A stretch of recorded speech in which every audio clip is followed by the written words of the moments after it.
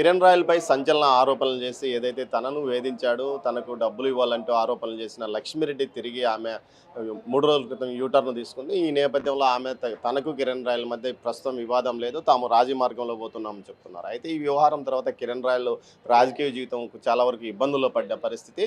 ఈ గత 10 సంవత్సరాలుగా జనసేన పార్టీకి వాయిస్‌గా మారిన కిరణ్ రాయల్‌ను అణగదొక్కడానికే ఈ ప్రయత్నం జరిగిందా?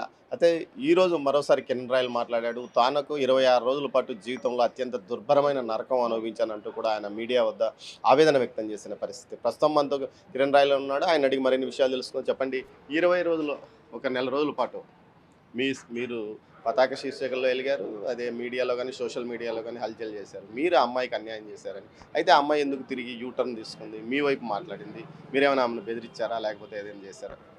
అన్న ఈ రోజుల్లో అమ్మాయిల్ని బెదిరిస్తే భయపడే రోజులున్నాయా? మీరు చెప్పండి అన్న. బెదిరించి భయపడేలా అయితే ఆ అమ్మాయి ఇంత హడావిడి చేసేది కాదు. కేవలం ఆర్థిక లావాదేవీలు. ఎప్పటినుంచో 10 ఏళ్ల క్రితం నుంచి ఉన్నది. ఏదో కొన్ని టయానికి కొన్ని అమౌంట్ సెటిల్ చేయలేకపోయాము. ఆ సెటిల్ చేయలేకపోయేదానికి ఆ అమ్మాయి ఆ ఇష్యూని పొలిటికల్‌గా కొంతమంది మేము వసూలు చేయిస్తాము, మేము తీసిస్తాం రామా అని చెప్పి ఆ అమ్మాయిని హిప్నాటిజం చేసి, ఆ అమ్మాయిని ట్రాప్ చేసి దాన్ని పొలిటికల్ గేమ్‌గా కొంతమంది వైసీపీ వాళ్ళు కావచ్చు, కొంతమంది ఆ అమ్మాయి చెప్పినట్టు ఎవరో జనసేన సొంత వాళ్ళు ఎవరో తెలియదు నాకు కూడా ఆ వివరాలు సేకరించాము. వాళ్ళందరూ కలిసి నన్ను టార్గెట్ చేసి కిరణాలు ఎదుగు తొక్కాలనే ప్రయత్నంలో ఆ అమ్మాయిని వాడుకున్నారు. గతంలో చెప్పా ఆ అమ్మాయి కూడా నేను చెప్పింది. రాజకీయంగా నన్ను వాడుకున్నారు తప్ప నాకున్న ఆర్థిక లావాదేవీలు సెటిల్ అయిపోయాయి అనేసి. కాబట్టి రాజకీయంలో ఒక మనిషి ఎదుగుతున్నప్పుడు వాడిని తొక్కే ప్రయత్నం తిరుపతిలో కల్చర్‌గా మారిపోయిందన్న. అది మార్చుకోమని చెప్పి నా ఆవేదన వ్యక్తం చేశాను నేను. సోషల్ మీడియాలో ఏదైతే పోస్టులు పెద్ద ఎత్తున మీ వీడియోలు గానీ, ఆమె వీడియోలు గానీ, అటు మీడియాకు గూడా ఆమె కొన్ని రిలీజ్ చేసింది.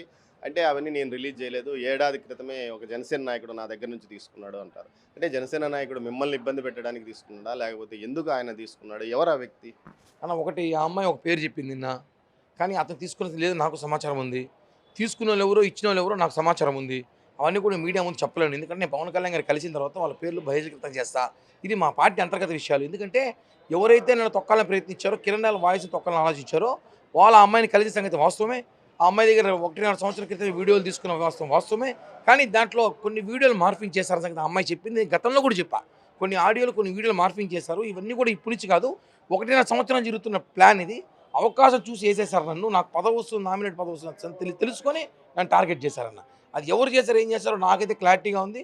నా దగ్గర ఎవిడెన్స్‌లు ఉన్నాయి. అవన్నీ కూడా నేను పవన్ కళ్యాణ్ గారికి సమర్పించి 1000% చెప్తున్నాను. పవన్ కళ్యాణ్ గారితో మాట్లాడిన తర్వాత వాళ్ళ పేర్లు బహిర్గతం చేస్తానన్న. వైసీపీ మీ పార్టీ వాళ్ళు కాకుండా వైసీపీ వాళ్ళు కూడా పాత్ర ఉందా ఇందులో? 90% వాళ్ళదే పాత్ర ఉంది వైసీపీ వాళ్ళదే. 10% మా పార్టీ ఉందో లేదో నేను ఇప్పుడు చెప్పలేను నేను. కానీ వైసీపీ వాళ్ళ పాత్ర అయితే 90% ఉంది. ఎందుకంటే వైసీపీ అడ్వకేట్లు, వైసీపీ నాయకులు, వైసీపీ సోషల్ మీడియా వాళ్ళు దీన్ని మొత్తాన్ని కూడా హల్చల్ చేసి హడావిడి చేసింది. కేవలం జగన్ రెడ్డి మీదనే అన్న చిట్టిన కామెంట్ మీద వాళ్ళు చేసిన పెద్ద అలిగేషన్ రూమర్స్ అన్నది. అంటే ఇప్పుడు 2024 ఎన్నికల్లో మీకు టికెట్ రాకుండా అడ్డుకోవడానికి కూడా ఏదైతే ఈ ఫోటోస్, వీడియోస్‌ను ఏమన్నా మీ పార్టీ అధ్యక్షుడి వద్ద వీళ్ళెవరైనా చూపిచ్చారా? లేకపోతే ఈ ఫోటోస్ ప్రభావం ఏమన్నా వీడియోల ప్రభావం అప్పట్లో కూడా ఉందా? అంటే అప్పటికి ఏడాదిన్నర క్రితమే నేను ఇచ్చానని చెప్తుంది కదా ఆమె. మీ పార్టీ వాళ్ళు కూడా నీకు టికెట్ రాకుండా చేయడానికి వీటిని అడ్డు పెట్టుకున్నారా? లేకపోతే మరే కారణం?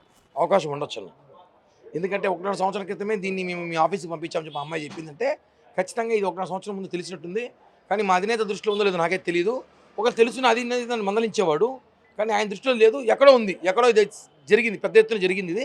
ఇదన్నీ కూడా త్వరలో బయట పెట్టాలన్న. ఎందుకంటే రాజకీయమే చేయాలి కానీ రాజకీయం వ్యభిచారం చేయకూడదు. ఒక అమ్మాయిని తీసుకొచ్చి మాట్లాడించడం, ఆ అమ్మాయి సమస్యలు, ఆ అమ్మాయి బాధల్ని ఫైనాన్షియల్‌గా దాన్ని మార్చి దాన్ని రాజకీయం పొలిటికల్ గేమ్ తీసుకోవడం కరెక్ట్ కాదు. అది రాజకీయాలు మంచిది కాదు. నాలాంటి వాడిని ఎదగనిస్తే రేపు తిరుపతి లాంటి ప్రజల సమస్యలు పోరాడడానికి అవకాశం ఉంటుంది. నా వాళ్ళని తొక్కేయాలి అంటే ఇక్కడ తమాషా ఏమంటే కిరణ్ రాయల్ని తొక్కడం లేదు ఇక్కడ. ఒక కులాన్ని తొక్కేస్తున్నారు. ఒక కులం తిరుపతిలో ఉన్న సామాజిక బలిజ కులస్తులు తొక్కుతున్నారు. ఇది కరెక్ట్ కాదు. బలిజలుగా గొడవలు పెడుతున్నారు. మనం మేలుకోకపోతే భవిష్యత్తులో తిరుపతిలో బలిజలను రాజకీయాలు చేయలేము ఇక్కడ.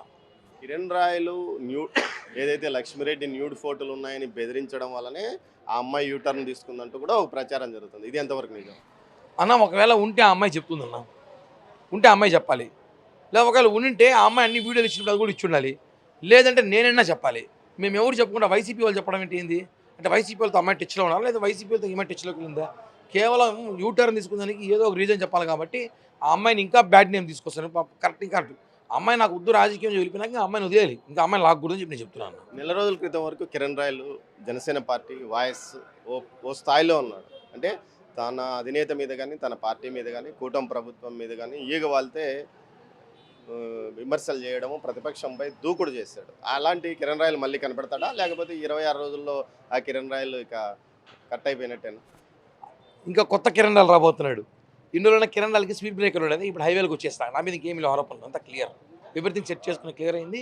కేవలం 26 రోజులు చాలా నేర్చుకున్నా రాజకీయం ఇలా ఉంటుందా? ఎందుకంటే ఈ 26 రోజులు ఒకటి మాత్రం ఫైనల్ అన్న, పక్కన కూడా ఎవరు పెట్టుకోకూడదు. ఇంకా రాజకీయాల్లో పక్కనోడు కూడా ఏం చెప్పకూడదు, నమ్మకూడదు ఎవరిని.